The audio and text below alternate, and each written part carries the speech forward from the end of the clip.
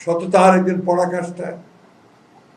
তার সম্পর্কে সততার গল্প অনেক শোনা যাবে, যেগুলো বলে শেষ করা যাবে না, সেগুলো করবো না। তো এইটুকু বলতে চাই যে উনি একজন সততার নজিরবিহীন একজন ব্যক্তিত্ব ছিলেন, এবং সেই মানুষটি আজকে আমাদের সামনে আরো বর্তিকার মতো আছে। আমি কথাগুলো এই জন্য বলছি, আজকে এখানে অনেক ইয়াং জেনারেশনের ছেলেরা আছে যারা জিয়া রহমানকে দেখেনি, শুনেছে, কিন্তু জিয়া রহমানকে না দেখলে, না বুঝলে যারা বোঝা যাবে না যে উনি কি ধরনের একজন ক্ষণজন্মা নেতা ছিলেন।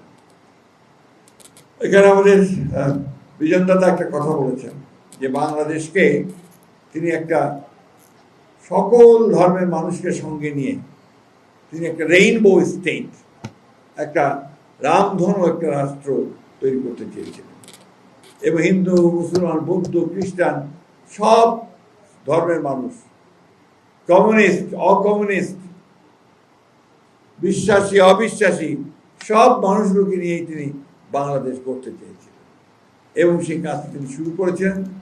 আজকে যে বাংলাদেশ যে অর্থনীতির উপর দাঁড়িয়ে আছে, এই অর্থনীতির উপর দাঁড়িয়ে থাকাটার ভিত্তিটা রচনা করেছিলেন তিনি।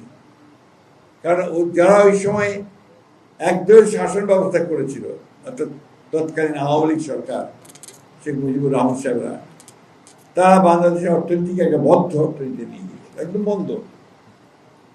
বিনিয়োগ ছিল না, মানুষের এমপ্লয়মেন্ট ছিল না, চরম দুর্নীতি, যার ফলে তখন আপনার দুর্ভিক্ষ হয়েছিল। সেই অবস্থা থেকেই জিয়া রহমান কিন্তু টেনে নিয়ে এসেছিলেন এবং মুক্ত বাজার অর্থনীতি শুরু করেছিলেন, বেসরকারি বিনিয়োগ শুরু করেছিলেন, এবং আজকে যে গার্মেন্টস নিয়ে আমরা যেটা রেমিটেন্স আমরা সবচেয়ে বেশি পাই, অর্থ উপার্জন করি, সেই রেমিটেন্সের সূচনা করেছিলেন তিনি। গার্মেন্টসে বিদেশে লোক যাওয়া, এটা আগে কেউ চিন্তাই করতো না, এটা শহীদ জিয়া রহমান শুরু করেছিলেন। তিনি প্রথম বাংলাদেশ থেকে বাইরে আমাদের শ্রমিক ভাইদের পাঠিয়ে অর্থ উপার্জন করতে শুরু করেছিলেন, যেটা আজকে আমরা সেটা নিয়ে টিকে আছি। কৃষিতে বিপ্লব এনেছিলেন, খাল খনন কর্মসূচি শুরু করেছিলেন, ছাত্রছাত্রীদেরকে নিয়ে এসে সাথে কাজ করছিলেন। আমরা জানি না যে তিনি সমস্ত বাংলাদেশিদেরকে স্বাক্ষর জ্ঞান দেওয়ার জন্য তিনি ক্লাস 10-এ এসএসসি পরীক্ষা যেটা হতো, সেই পরীক্ষায় পাশ করতে হলে 50 মার্ক ছিল, যেটা ছিল একজন ব্যক্তিকে স্বাক্ষর জ্ঞান দিতে হবে, নিরক্ষর একজন ব্যক্তিকে স্বাক্ষর জ্ঞান দিতে হবে, তাহলে সে 50 নম্বর পাবে।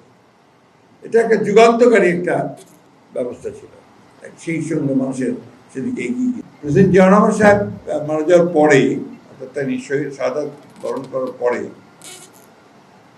তৎকালীন মার্কিন যুক্তরাষ্ট্রের যিনি রাষ্ট্রদূত ছিলেন উইলিয়াম বি মাইলাম, তিনি কমেন্ট করেছিলেন, মন্তব্য করেছিলেন যে শহীদ প্রেসিডেন্ট জিয়া রহমান যদি 1981 সালে শহীদ না হয়ে 75 সালে শহীদ হতেন, তাহলে বাংলাদেশ হয়তোবা আফগানিস্তান বা লাইবেরিয়ার মতো একটি ব্যর্থ রাষ্ট্রে পরিণত।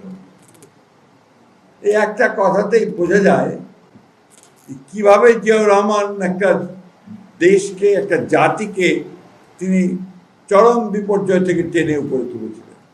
কিউবার বিপ্লবের পরে তিনি নায়ক ছিলেন, আপনার জীবনের শেষ মুহূর্ত হতে কিউবার শাসন করেছেন, কিউবার প্রেসিডেন্ট ছিলেন। তিনি